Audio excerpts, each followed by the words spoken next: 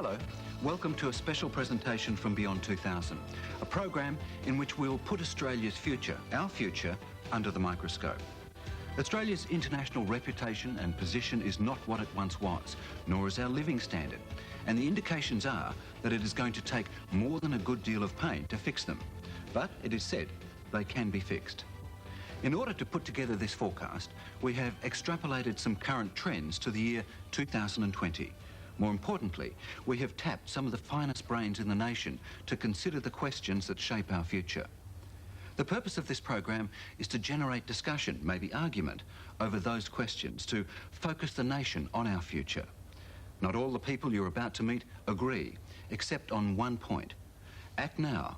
By 2020, it may be too late.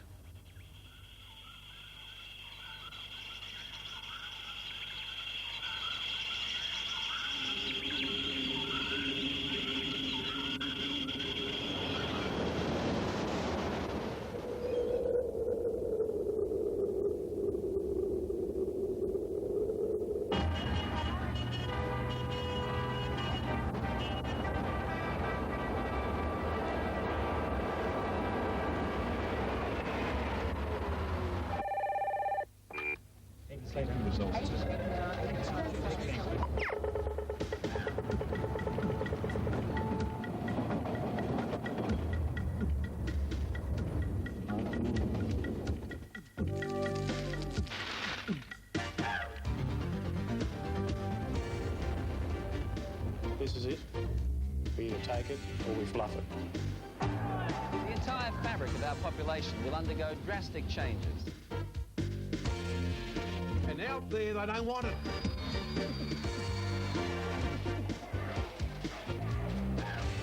Our big cities are already congested. Generally, the standard of living will go down to where you'll be eating bread and jam again. Australia has to face up to introducing all the new technologies it possibly can to keep in the world market. We are exporting the same things now as we did 20 years ago, and there are very few countries in the world that have that dubious distinction. Possibilities for this country are just unlimited. I'd say I hope you're right, but I think you're living in a fool's paradise. What is there to fear? It's your country. You're in command. Our children and their children. What sort of Australia will they inherit?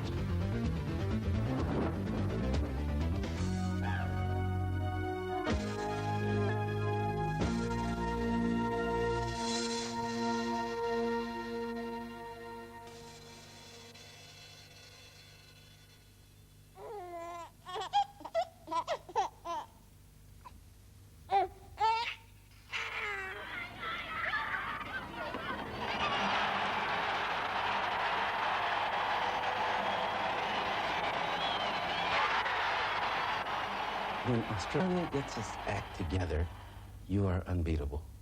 Okay? You have everything that it takes, except maybe the population. Estimates of our optimum population range between 10 million and 480 million. Somewhere in between those two figures lies the magic number. But first determining that and then achieving it is the most important challenge facing Australia today.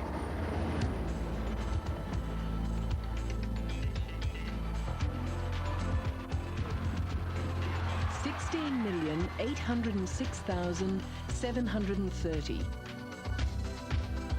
That's the latest estimate of Australia's population. That figure is barely the annual birth rate of China. But we do have the highest population growth rate of any developed country in the world.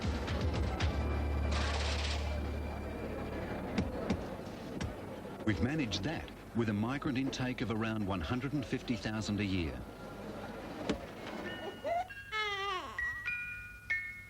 Around 250,000 other new Australians are born every year. If we continued, Australia's population in the year 2020 would be 25 million.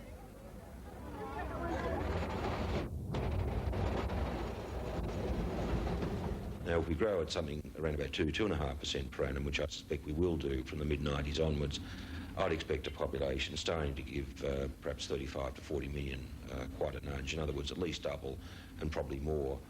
And perhaps beyond the year 2020, I could envisage a population of around 200 million by the time of our third centennial in 2088. It is just fanciful. That's the word for it. It is, I could even be stronger than that. I think it's almost criminal to be talking about those numbers. It is just looking in a very narrow way indeed. Manufacturing in this country will never succeed until it has a base of its own, somewhere around 40 million people. That's not the question. The question is, what is the sustainable population in the long term that this country can carry? And I've got no qualms about it. Once the community debates all the issues, land degradation, the greenhouse effect, problems of biological diversity, the sustainable population will be far smaller than it is now. The first thing we should be doing is encouraging Australians to have their own children and pay them to have their children and give them every encouragement to support them, because they're our best investment for the future is our own Australians. Now we should support that with selective, creative immigration. They keep on coming because Australia's migration goal has not yet been attained. And they've kept on coming. Since the post-war period, 4.5 million. Because planned immigration is Australia's passport to progress. It's a plan now tempered with mounting public resistance, perhaps for reasons more patriotic than scientific. Bruce Ruxton is Prime Minister of Australia, a dictator. You're in charge. Tell me what sort of place Australia would be then in the year 2020. OK, I'm the Prime Minister. Well, I'd certainly have a very in-depth look at the Department of Immigration, and I think I'd have a double-bladed axe. The sudden expansion of communities made up entirely of new Australians has done little for the proponents of immigration. These tight knots of transplanted culture are a variation on assimilation that has garnered considerable public support for a new anti-immigration cause. In the year 2020, we could see a situation where we have vast enclaves of certain races in this country doing their own thing. Now, that is not good. Any nation that is strong must be united. Now, we're not united at present. We've said to the new immigrants, you can have two nationalities if you don't mind. Fly your own flag, speak your own language. That's what we're teaching migrants, and I believe that is wrong. If you want to come to this country, you're Australian, full stop.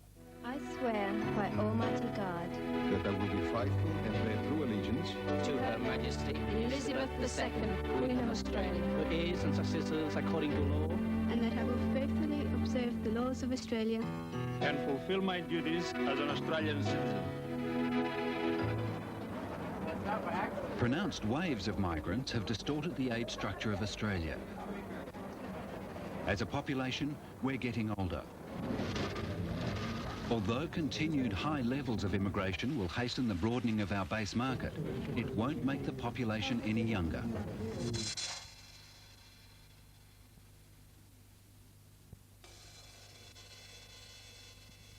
So what sort of Australia do you see in 30 years? There'll be a much different composition of the population. I think you'd see a lot more non-whites. It'd be a mixed society, not so much in the manner that the U.S. is, but perhaps UK. Will we have any reason to fear the Japanese in 2020? No, absolutely no. Basically, you have gone through this cycle many, many times. You've outlasted the Brits, and you've outlasted the Americans, and you've outlasted the Arabs. What is there to fear? You know, it's your country. You're in command. I can't see any Japanese group, including our own groups, saying that we have ambitions to take over the country. Of course, if you decide that the Northern Territory is for sale, well, we'll definitely like to put in our bid. But it's another story. They've dramatically increased their investment in our real estate and the tourism industry. They control some of the biggest and boldest developments in those spheres. They still rank behind New Zealand in the list of foreign investors in Australia, but that hasn't erased the perception that they're taking over the country.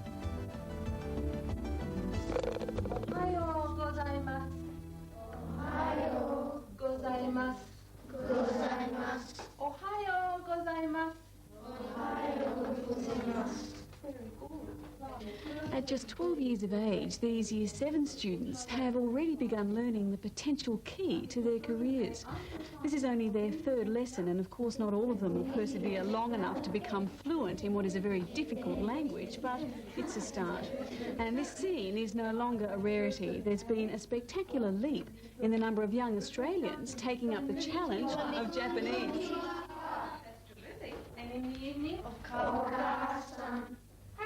The change in our culture has never been more obvious.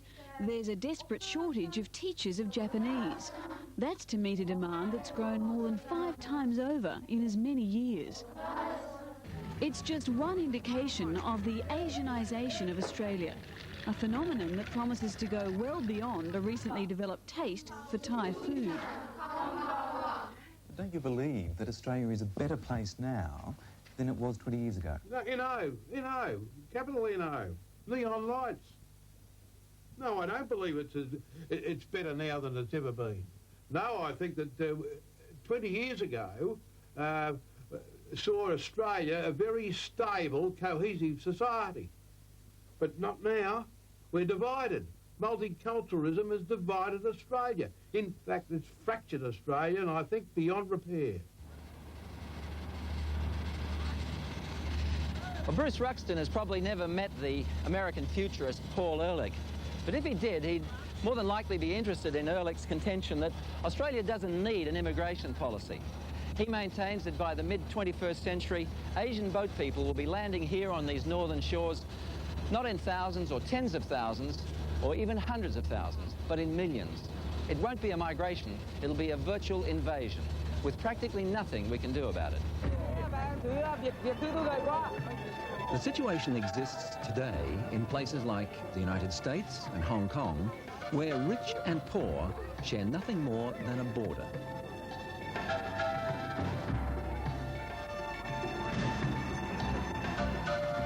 Planet Earth has an insidious illness. Some scientists diagnose the affliction as terminal. Our overpopulation is so gross that the world has an extra 3 people to look after every second. We're on the road to 10 billion people. Like that, 3 people, over and above death. Another 3, that's what, 6, 9, 15, 18, 21. Earth's natural resources will eventually be drained at a rate with which we can no longer cope. It's an increasing problem. It's a problem that won't go away. But by gee, John Citizen can do something. In fact, he has to do something if he wants his great-grandchildren to have an existence.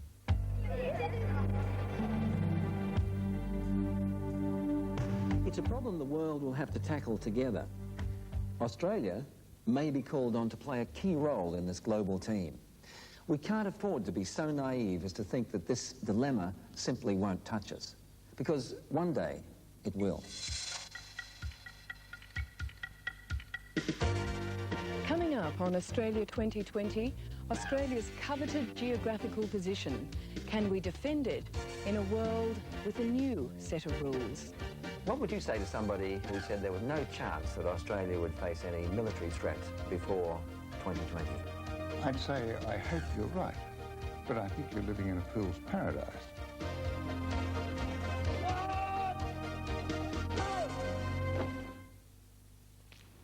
This is the Liberty. It's a new luxury car from Japan, but it's not a Toyota. It has a 3-year warranty, even Mazda don't match. And it has a blend of style and power, of which Honda would be proud, but from around $23,000. Nothing else quite stacks up, except the Liberty wagon, of course. Test drive. at your Subaru dealer. Over 50 years ago, when we first opened our doors, OPSM had a vision. Today, we have the ultimate in vision. OPSM Vision Centre's 1-hour service. First to offer Australians glasses in 1 hour, even bifocals. At OPSM Vision Centres, you'll quickly see why we're Australia's leading 1-hour eyewear specialist. And that's a promise. OPSM Vision Centre 1-hour service, now open at Chadstone. This small business system is one of many manufactured by Alcatel STC. Good, you're on the last flight. And by helping businesses in New Zealand, Samoa, Singapore and Fiji, they earn export dollars for Australia. Likewise, the optical fibre systems developed by Alcatel STC to link towns and cities in Australia are also winning orders in countries with similar harsh terrain and climate, like Pakistan. And back here, Alcatel STC is creating a new industry in Australia by manufacturing undersea communication cable systems for world markets. Alcatel STC is Australia's largest communications company because we know how to compete. Now there's a pre-wash stain remover that targets difficult stains. Neon from White King, with an advanced formula that takes on the toughest stains. New Neon from White King targets tough stains.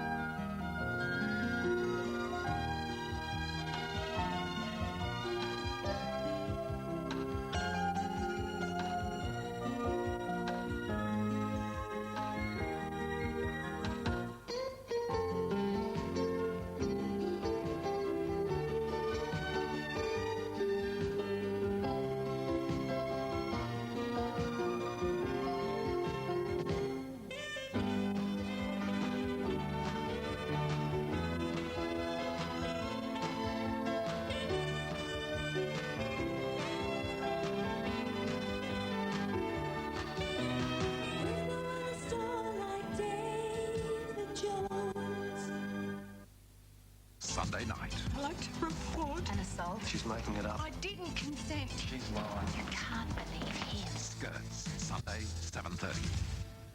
Bobby's computer date goes haywire. And one more crack like that and I'll knock the living daylights out of you. Will humiliation end her search for love? All I want is the chance for us to get to know each other a bit better. Adam is the prime example of a chauvinist. You're supposed to be doing this because you want to make her happy. Can he change for Emma, or is it just an act? In Home and Away tomorrow.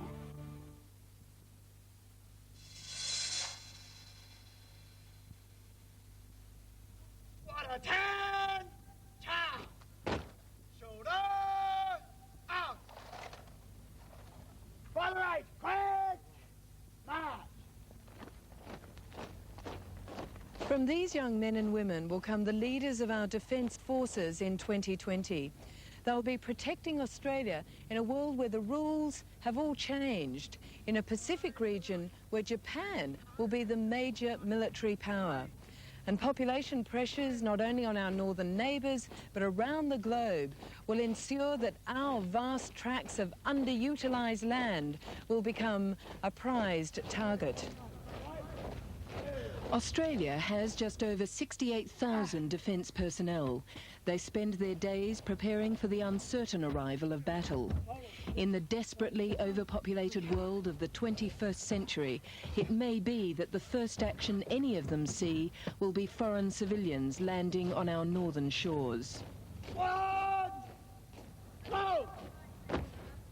As we move towards 2020, we are going to have huge populations of people who are going to be starving and very, very poor. They will be making huge demands on their local environment. The two obvious things will happen, or could happen. One is that some will just give up the ghost and die. Others will become very angry and aggressive and move out of their environment in an attempt to try and meet their need, their immediate need, which is to be fed. Already, refugee boat people have made it to Australian soil.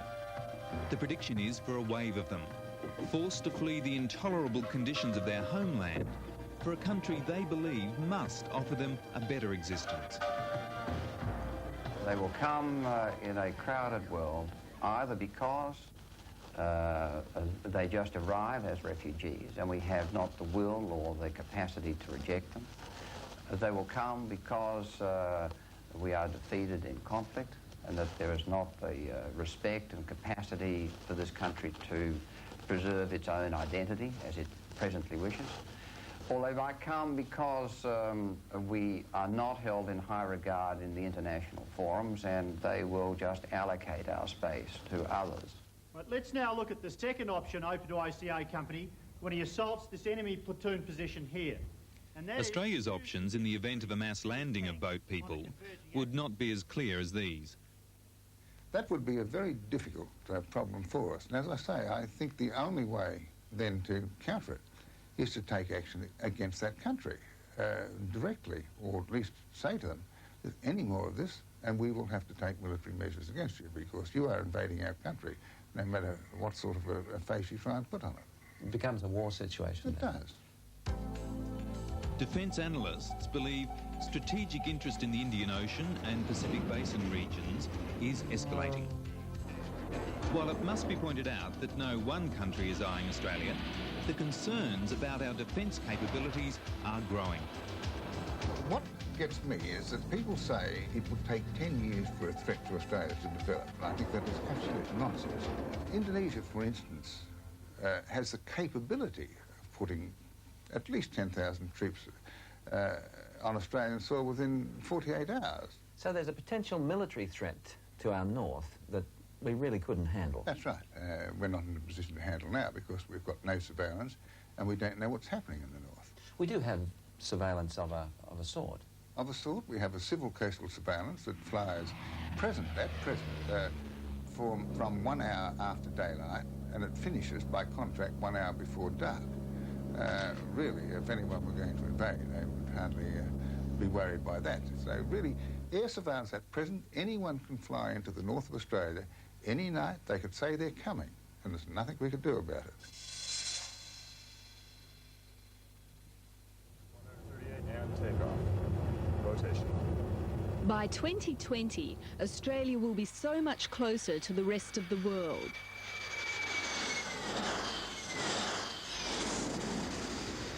We are working on supersonic aircraft, and the time scale that you're talking about, perhaps those will be here, in which case we'll be traveling 3 times as fast, and London will be 3 times as close in time. So say from Sydney to LA, we'd be looking at a journey time of what? 5.5 hours. And how many passengers? 350. The economics are such to get that airplane making money, we have to have the payload there as well. We first released 4 pins to hold the CENTCOM into the payload bay.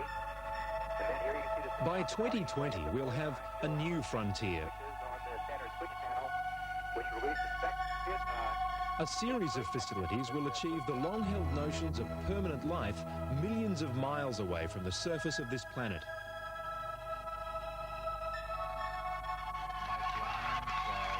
Australia has the geographic prerequisites to be part of the world's concerted push towards space colonisation. And our involvement could begin as soon as 1995. The IMS checkout went super, and TJ is en route to do the EIS checkout. In 2020, Cape York International Spaceport would be a transportation hub for space travel. And by that I mean it would be a centre, just as an airport is today, for the movement of people and materials into space.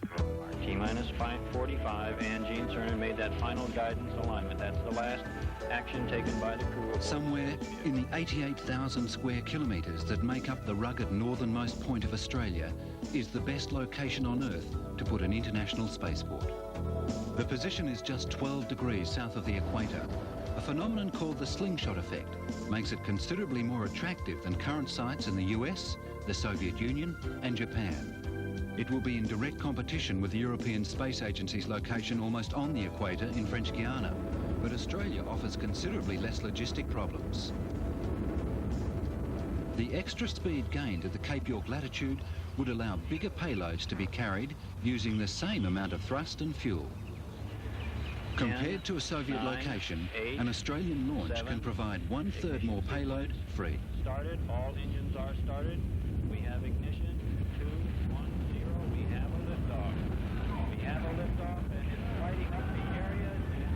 In a business where there's increasing scrutiny on budgets that come in billions, that's a very attractive discount. But there are considerable questions to be answered.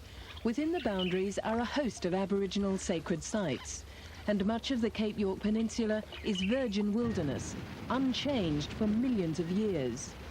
It's yet another example of the drive for progress being confronted by demands to preserve the environment. It's a recurring theme in any discussion on the future of Australia.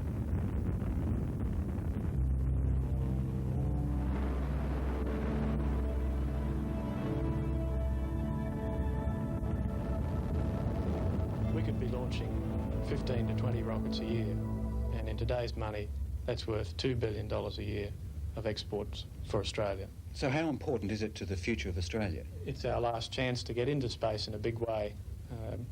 There are only going to be 3 or 4 space launching facilities in the world which are not dedicated to military applications.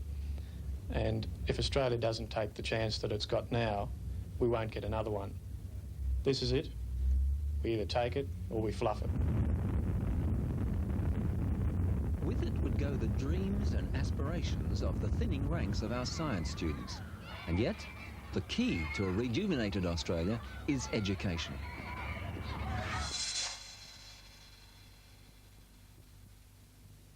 We're in for a very interesting debate this morning. Science may be unfashionable, but in an attempt to defeat that trend, every year 150 of our top science students are brought together for this summer school. Have you noticed how populated Australia's cities are? For these leaders of tomorrow's technology, a learning experience, a chance to further their interest, and this year, a forum on our future. We're not only thinking about our future, we've already started planning it. I think what Australia is going to look like in the year 2020 will depend a lot on how we treat it now.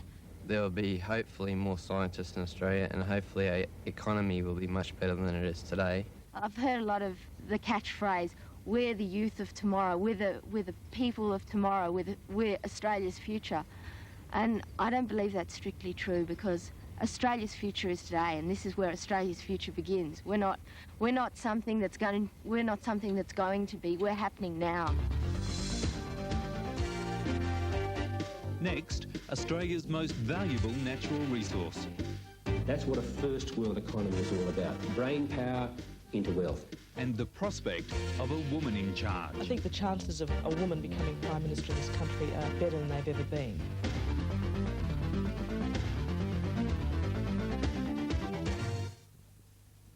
The stories that will hit the headlines tomorrow were on 7 Nightly News tonight. The government insulted by an IRA apology over the killing of 2 Australians. An autopsy shows an elderly Brunswick couple were brutally murdered. 3AK sacks its staff of more than 60, and Bruce Jacobs getting 25 of his dingoes back. It's important for you to be well informed, so get the full story, the best pictures. Jennifer Kite with 7 Nightly News at 6. Tomorrow's headlines today.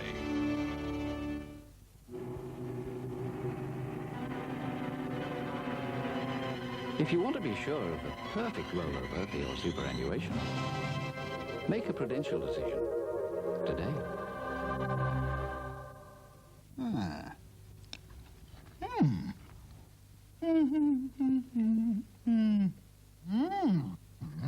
With more mms, more oohs, and more ahs than any other muesli. Kellogg's Complete is everything muesli was meant to be. Oven-baked and new country style. That's why we call it Complete.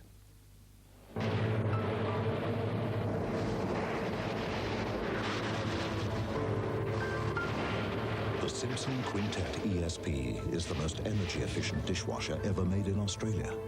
Its revolutionary energy-saving pump will quietly wash a full load in just 12 minutes, using up to 45% less water, and therefore less energy. The new Simpson Quintet ESP. Why waste energy buying any other dishwasher?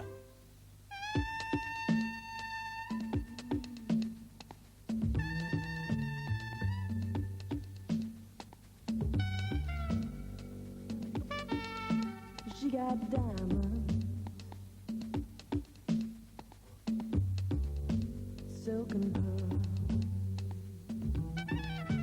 Gonna drive you wild. She gonna rule your world.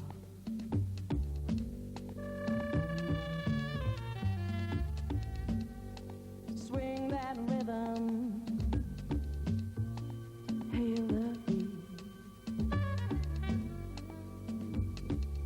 She gonna drive you wild. You can't touch the heat. She gonna drive you wild. What have you got there? Germs. Nasty? Particularly the type that causes many sore throats. Ugly brutes. But this'll fix them. Well, a cough lolly won't hurt them. I know. But this is a strepsils. A strepsils? Yes, the two antiseptic, antibacterial ingredients in strepsils actually attack the infection. You've killed them. Quite. Medicated strepsils works fast on sore throats. If one day you're not around, will there be something in place to help the family bounce back? Make a prudential assurance decision today.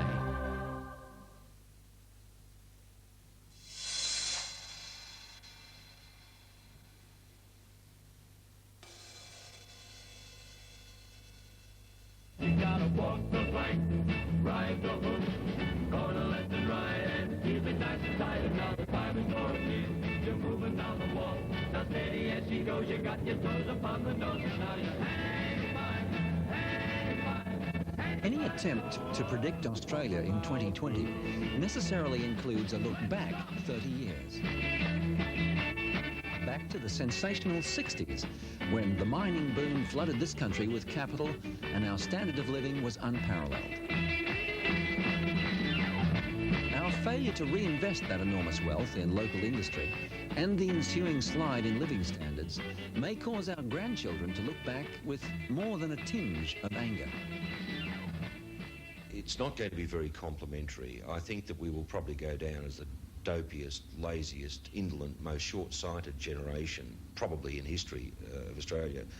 To fall from number 1 to number 27 in the world must mark us as almost total idiots, short-sighted, greedy, and perhaps only starting to come awake in the late 80s, early 90s.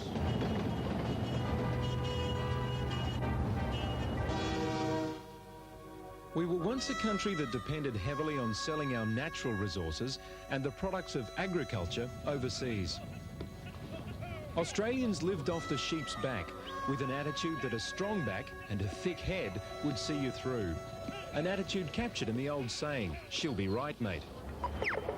But she's not right. In fact, she's a long way from it. If we continue the way we're going at the moment, we're heading for a disaster. Generally, the standard of living will go down to where you'll be eating bread and jam again. Or dripping. That's what we're going back to. We've allowed important Australian-developed technology to slip through our fingers. And following it is the finest natural resource we have.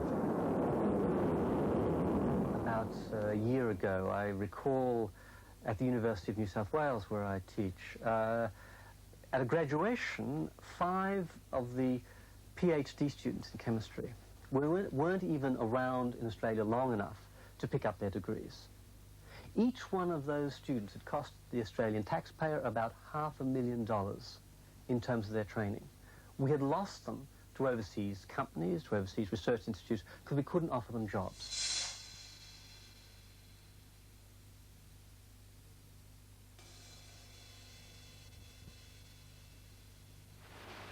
We still rely on agriculture, Our annual grain exports total $1.8 billion. But scientific and medical technologies provide a tidy $1 billion of exports themselves. We need to revalue the intellectual resources of Australia to fully utilise their worth. That's what a first world economy is all about. Brain power into wealth, not dig it up and ship it out. That's a third world economy.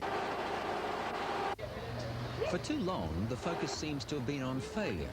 We hear lots about flamboyant multimillionaires shifting deck chairs on financial Titanics. But we hear little about companies that are world leaders, cornering 90% of a market with products they develop themselves. Companies like Nucleus, which, with a vision of the future and a bionic ear implant, has done exactly that. Most of us don't think about very far ahead and think about, well, what kind of Australia would I really like to have? We are great muddlers in Australia. Many other countries are much more prepared to go out there, look down the track, determine where they think they'd like to go, and then set about going there. That in coming months, our international credit standing will be downgraded. The challenge to our leaders has never been so awesome. As their electors, we have the right to express disgust for visions that become decidedly blurry beyond the expected date of the next election. Some would go even further than that. There's nothing wrong with the Westminster system, but it's served its purpose. It's been around for a couple of hundred years. It now needs revising. There are Australians in this country that can do and would be able to put this country back onto its feet.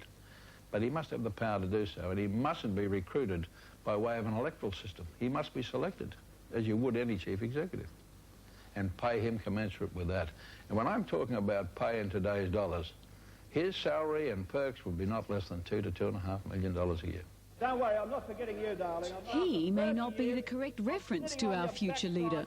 I think the chances of a woman becoming Prime Minister in this country are better than they've ever been. I must say I don't have a particular individual in mind. I don't know the federal political scene well enough to say that, but I think that the population is ready. So this will include... It's another case of underestimating the value of a human resource. In a country where there is only questionable support for children, families and working mothers, there are still formidable barriers between women and the workforce. One of the opportunities I think that really is beginning to emerge now is for women to participate in science, in technology and the world of business to a greater extent. So I think you'll see some of those stereotypes breaking down and women grasping it with both hands, because there's no reason at all why some of our top mathematicians, or many of them, shouldn't be women. Some of the people at the cutting edge of technology shouldn't be women.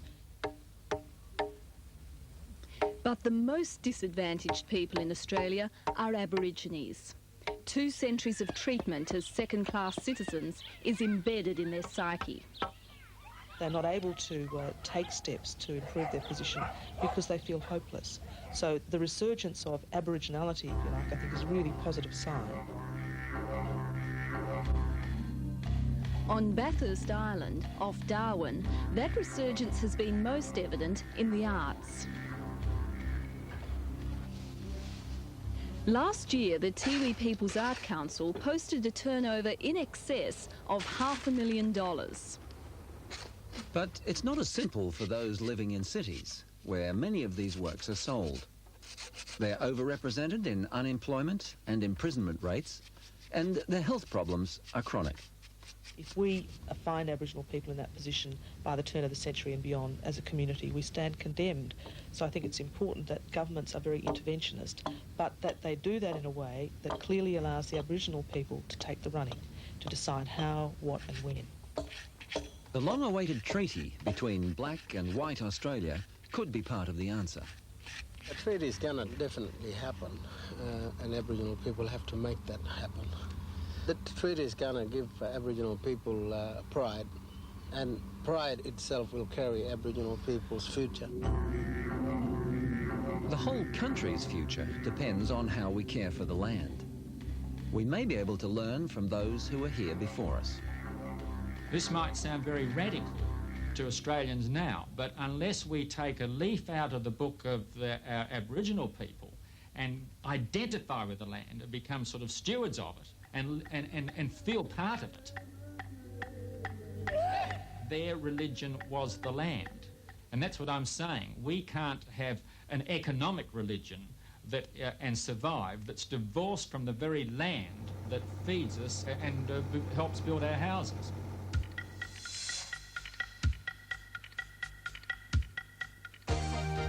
Coming up, super sheep will be shearing them several times a year by 2020.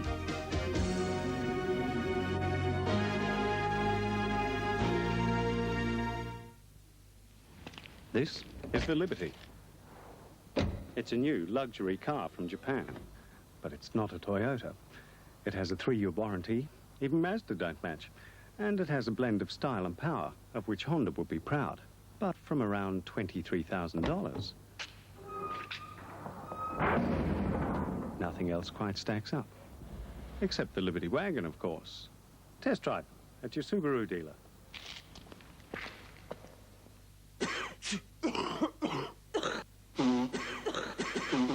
When you got a nasty cough and you're feeling kind of rough, let's all take the Nile. Because coughs and colds tend to run in the family, you need something all the family can take. Let's all take the Nile. When your throat's just sort of smile when you're feeling kind of vile. Let's all take the Nile. Nile Decongestant, a cough and cold treatment for all the family. Let's all take the Nile.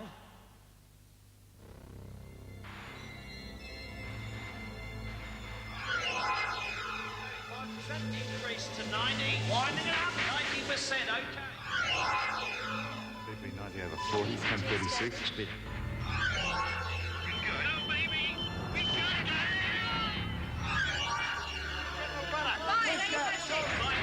it. In critical situations when it's your business on the line. Tandem Computers.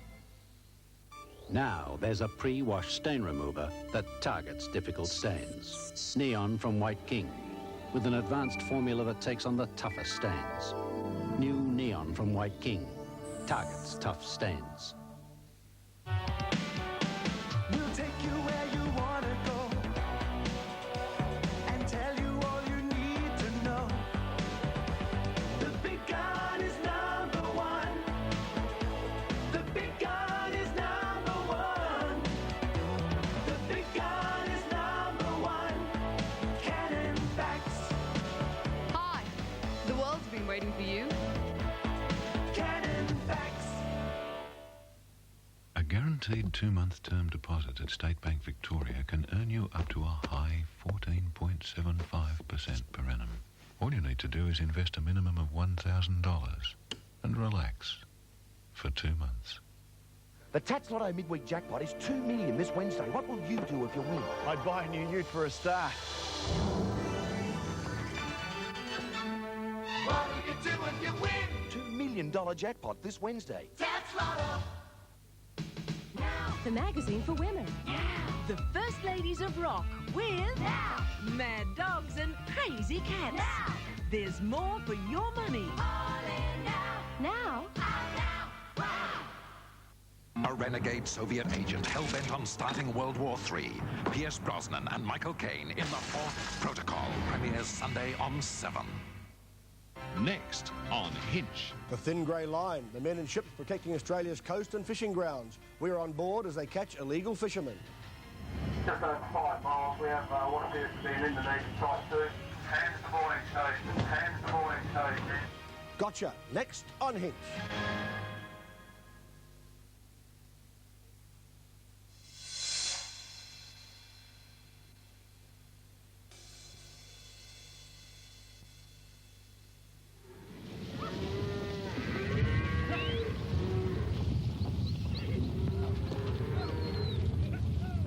The degrading of Australia's land is now so widespread and so severe that it's easily the biggest environmental dilemma that we face. We are all spellbound by the fact that we imagine this as a big country. It's big in terms of square kilometres, but it's not big in terms of its area of fertile soils. 70% of it is classed as arid and semi-arid. The other 30% the soils are mainly infertile.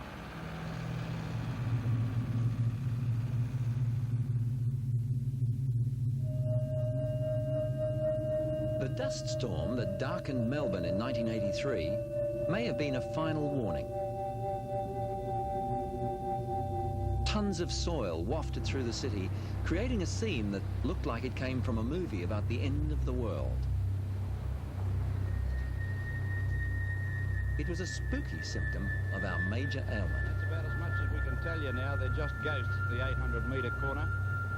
Because it's out of sight, out of mind. We're so urbanised, we're locked into our burgeoning cities and consumerism and so on, and we've got no idea of what's happening out there on the land. And it's not until that huge cloud of soil that came into Melbourne from the Victorian mallee lands, those wheat lands, did people start to say, well, something is amiss and we've got to do something about it.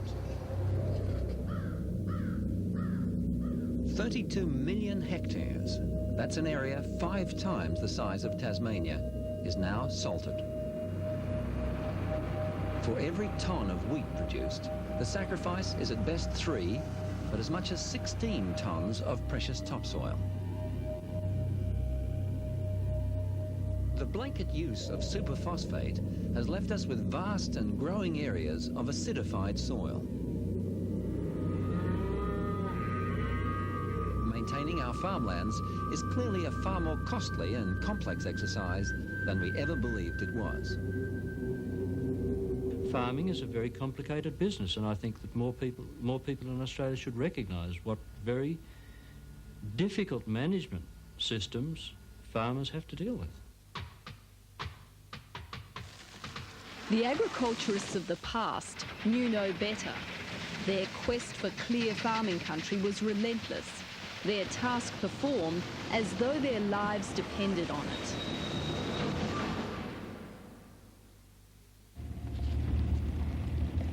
Grandpappy decided that, well, he had to ring the trees to get grass. Did he really? Yep. Hell. And, you know, to think that now, well, I'm only the 2nd generation after grandfather, and here we are, planting trees back again. It's gone a complete circle. Well, it really has. Yeah. Because, Don Mitchell's family have been farming in the Barossa Valley for 7 generations. My idea has always been to stay here. I'm a farmer born and bred and hope to stay that way. My son, I think, intends to be the same way. And, well, his son at, 3 years old, I hope, will continue the line. Some years ago, that line was threatened when the Mitchells began losing some of their better country to salinity. The creeping salt continued until they decided they'd seen enough. The crunch really came when we suddenly found that we didn't have one green tree in a paddock. That worried me. Then came a concerted replanting program. Among the locations, the very same spots where Don's great-grandfather ring-barked trees more than half a century earlier. Now there's a new purpose, a renewed urgency, this time to repair the damage. I'm doing it for this generation, for him, because we can see now with aerial photographs and this sort of thing, the problem is getting worse. The best way to improve it that we can see is to return it to the way Mother Nature gave it to us originally. The problem will worsen quite drastically before it gets any better. By 2020, it's estimated that 20% of farmland will have to be sacrificed to accumulate and evaporate salt. But which farmers provide that 20%? This would be a very difficult problem in a social sense, because the most obvious and practicable may in fact not be on a particular farm, but maybe on a neighbour's property. Very difficult social problem. Genetic engineering will provide some answers. For example, wheat that thrives in salt-affected country. And the livestock of 2020 will be the products of the same work. The reconstruction of a biochemical pathway lost during evolution has dramatically improved the wool-growing capability of these sheep. They're the subjects of pioneering research undertaken by the University of Adelaide. The sheep eggs are injected with genes, isolated because of their favourable properties. The researchers know the genes have been successfully implanted and that they're active. What follows is a game of biological wait and see. With a national wool check that runs to $5 billion a year, even the promise of an increase as low as 20%, and that's a conservative estimate, is a lucrative incentive. Well, I think Australia has to face up to introducing all the new technologies it possibly can to keep in the world markets. That's essential. We're up against big competitors, and there are other countries around the world who are involved in gene technology, and we're doing our very best in this country to do the same.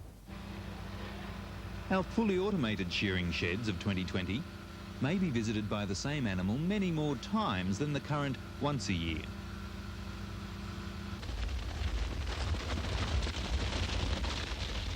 And the concept has as much potential in the water. The same technology could provide more profitable fish and see this nation develop into the aquaculture centre of the world.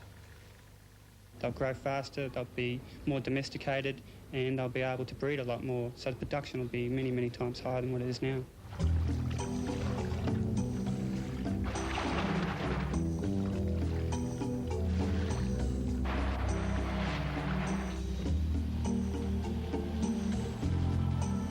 They've already been harvesting for more than 4 hours at the Tassal fish farm. Prime Atlantic salmon, grown in the waters of Tasmania's Huon estuary, near the very southern tip of this country. These fine specimens will help meet the world's burgeoning appetite for seafood. By the year 2000, the United Nations Food and Agriculture Organization foresees a critical shortage. Demand will exceed supplies from the wild by more than 20 million tonnes. That shortage will guarantee the future of aquaculture as a boom agribusiness. It's expected to account for as much as half the world's fisheries production by the year 2000. And Australia is positioning itself to take a large slice of that massive market. I think it's going to be really big. It's going to be much bigger than what the fishing industry is, and I put value of it around about $1,500 million per annum. Aquaculture has a checkered record in Australia. Hundreds of ventures have been undertaken. Few have survived. The careful processing is all part of a pandering to consumers who demand that their delicacy arrives not only fresh, but also unblemished. Even when the fish itself is finished with, there's the way it's presented for export. The packaging is upmarket silver and blue. The destination is less than 24 hours away in the most fickle market of all.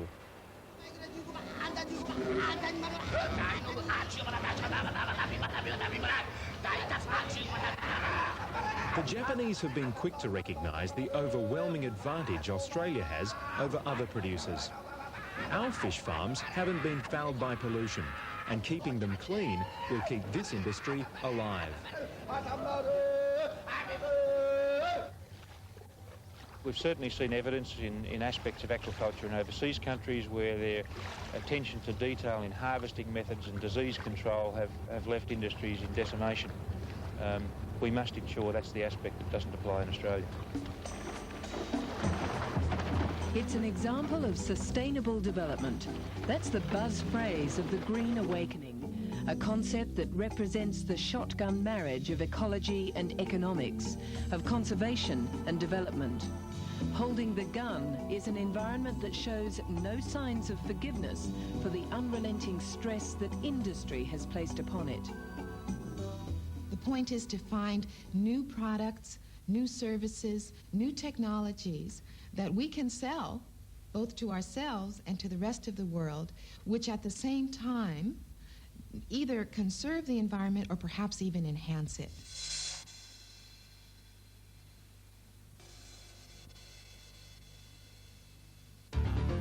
After the break, the 3-hour express between Sydney and Melbourne. And the 2020 crime rate. We will find generally, I think, that we live in fear of crime.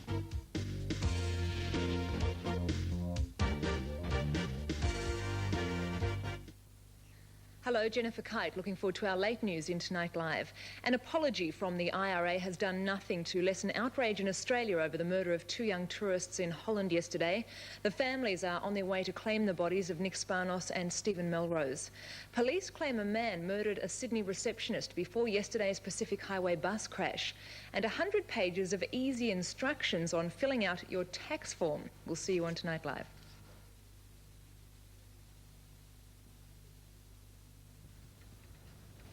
What can we do? What can we do? Smaller customers again. Our bread and butter, Moira. Accountants will never understand that. Accountants? But if we could handle them without the salespeople having to call on them. Moira, this company has thrived on its personalised service. Telephone's very personal. Excellent idea. Even if I do say so myself.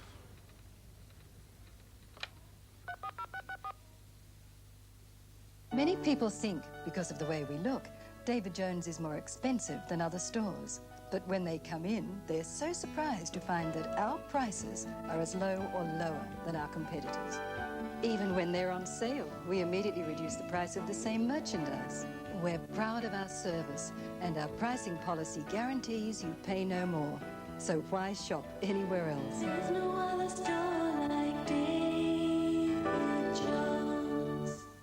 The Tats Lotto midweek jackpot is $2 million this Wednesday. What will you do if you win? I'd buy a new ute for a start.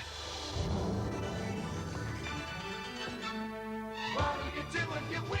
$2 million jackpot this Wednesday. Tats Lotto. Imagine what you'd miss if it wasn't for mining. Man-made fibres for a start. Kitchen utensils, pots, pans, even the energy you need.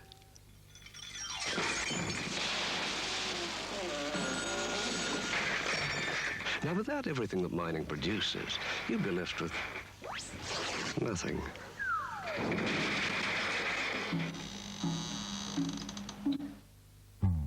I like it. Lean.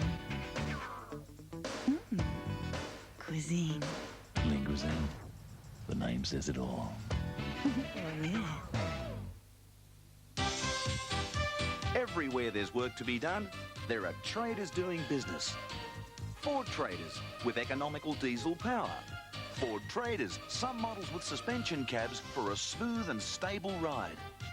Ford Traders that sail through your workload and are comfortable in town or on a long run. Ford Traders that deliver the goods year after year. Get into business with your Ford Trader.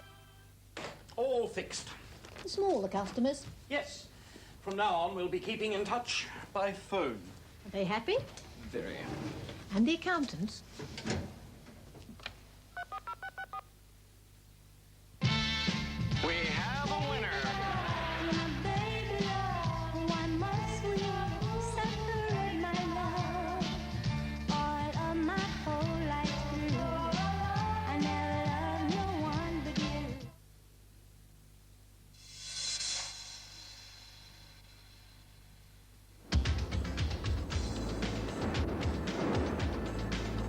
High-speed rail has the potential to alter the distribution of our population, even if it's only on the eastern seaboard. The very fast train is not only a 3-hour express line between Melbourne and Sydney, it's also the passage to a new demography. The only decentralisation that happens in this country occurs when you have both economic justification and good transport to the major seaports or cities. Now, BFT will create the first major improved transport system for decades. It will be developed here, but based heavily on its European counterparts, running at speeds of up to 350 kilometres an hour, flying along the ground faster than some passenger aircraft can in the air.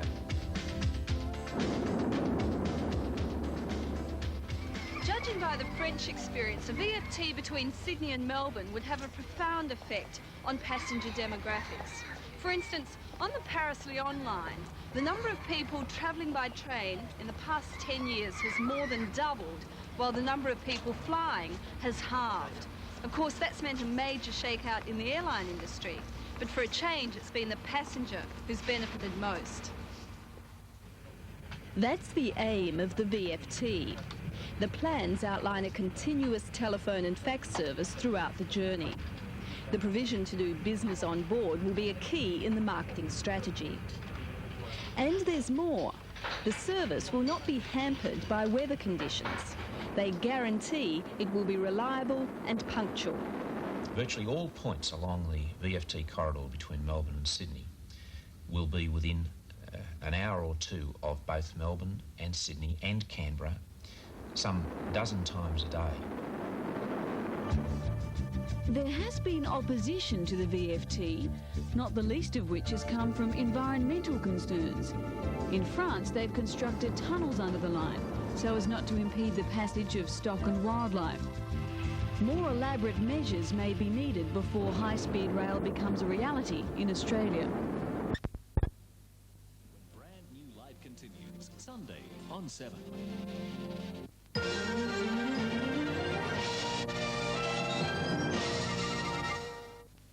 The Channel 7 Super Nights, brought to you by Panasonic.